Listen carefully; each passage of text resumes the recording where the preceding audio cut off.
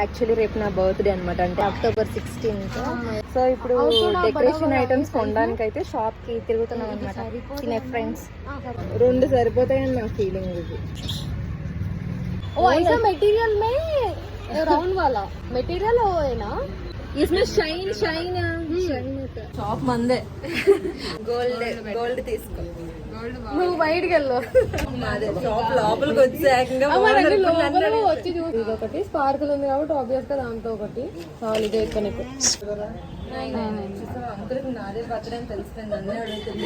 కూడా ఇంకేమైనా కావాలా?